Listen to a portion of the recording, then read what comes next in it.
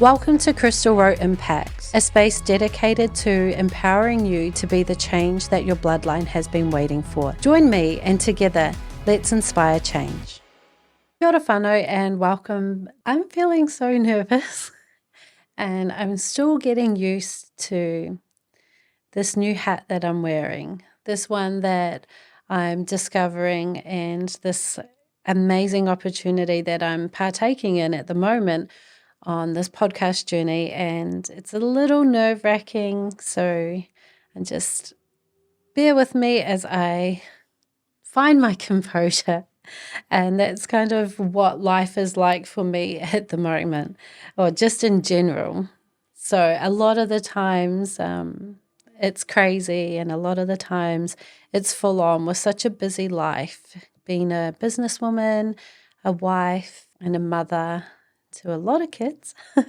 For an example, one of the ways that I balance the energy in our house is that when we wake up, obviously all the kids are going crazy and wild so early in the morning. I think the earliest one wakes up is about 5:30, and sometimes their energy can be so high and just so dramatic, or someone might have got out of the bed the wrong side and it's just full on. And there's been times where we'll literally open our door with our phone playing meditation and with our sage, and we're just like, line up, kids, and we get the kids to just line up and drop into a Zen space, and they'll hear the music and they'll smell the sage, and instantly they are starting to become a little bit more calm. And that's one way that I get through each day. It's one way that I balance being all the things, but prioritizing staying sane as well.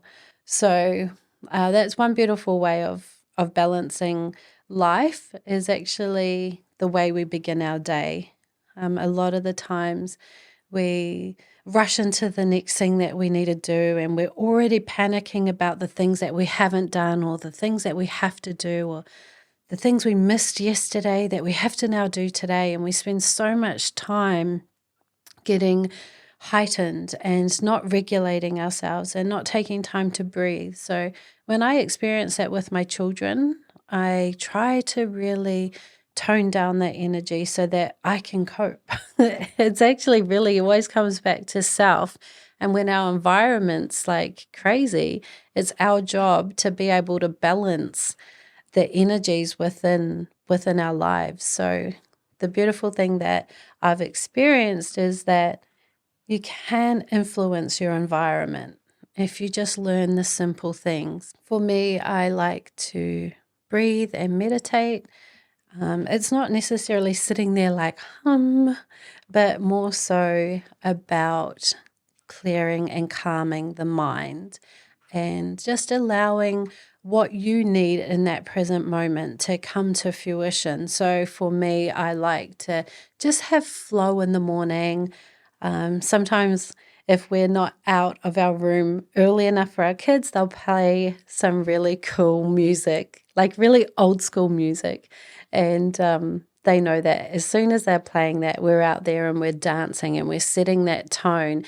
And it really helps to just set the day right, and it makes the rest of the day flow quite easily as well. Another way that I like to balance life is to prioritize what's most important to me for that day. So if things are piling up and we're sort of not getting our to-do list done, try to break it down into what's most important, and what can wait. With anything that can wait, I'll have another glance over it. And if I can do it within 5 minutes, I'll quickly get it done. But if it's going to take any longer, I just put it to the side like it's not even there. And then that way it's sort of like out of mind, out of sight. And then I'm able to like clear my plate a little bit.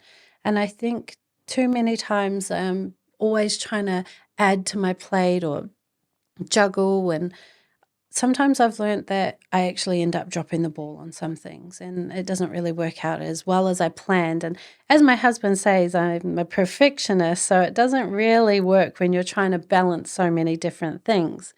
So I have learned that it's okay to not get everything done, and it's okay to give yourself permission to flow. And I think that's where the magic happens. Well, it does for me. I feel like I'm at my best when everything just flows and there's no right or wrong. And when you're trying to balance so much in your life, like a business and a happy and healthy home, and when you're trying to be the best person that you can be and also at the same time heal yourself, it can get really overwhelming. But if you just prioritize a little bit here, here, and here, then you can actually get it all done. So a few non-negotiables for me is stress. It's just a no-go zone for me. I think when you're trying to balance too much things and you can identify that you're starting to get stressed out, I like to make the choice to not, just to stop, to completely stop and reassess. I always think that stress just doesn't suit me. It just is not my color. I don't operate from a very good place when I'm feeling stressed. It just doesn't suit me. So I really, really try hard to not get stressed. It's just a non-negotiable because once I start to get stressed, all the other plates that I'm juggling start to get affected as well. So I think it's really important when we're balancing an entrepreneur life with a family and relationships. It's just really important. It's important for me to flow because then everybody else flows around you and then it's just this beautiful frequency that everybody's better for. So one of the things that I like to do for myself to keep myself balanced is a little bit of self-love, whether it's making a coffee or finding 5 minutes just to pass by water. I love the water and it's always really calming for me. So whenever I'm starting to feel off balance, I actually just take a little detour where I can smell the ocean or see the ocean, and it's just my little thing. So I think it's really important when we're trying to balance life and business and motherhood and all the relationships that we have to find what works for you. Find what works and what resonates with your soul. And once you actually have that, it's so easy and it's so attractive to make it a priority. And for myself, I used to always just drive by water and it would actually make a huge difference to how I was able to carry on with all the things that I needed to juggle. And also if you're a mum or a dad that's juggling kids, it's okay to let them get out of control sometimes. It's okay for things to not be perfect, and it really is okay if the house isn't clean or the washing's not done, because at the end of the day, it's still going to be there and you can ground yourself and you can get back to that strong point and actually go and do all the things that you need to do. But if you're really focused on balancing everything at the same time, something will give. But if you choose on what gives at what time, you have more control over a successful outcome. So for me personally, if I'm not feeling up to it, I'm just not feeling up to it, and that's okay. I've learned to accept that the washing's always going to be waiting for me, or the dishes are going to be there, and the rubbish is always going to need to be taken out, but it doesn't determine your worth and it doesn't determine who you are, whether you're a good mum or a bad mum if certain things aren't done. So for me, I just want to always find that inner peace and that balance that makes me feel okay, makes me feel worthy and makes me feel at peace, because that's the key, is living life peacefully.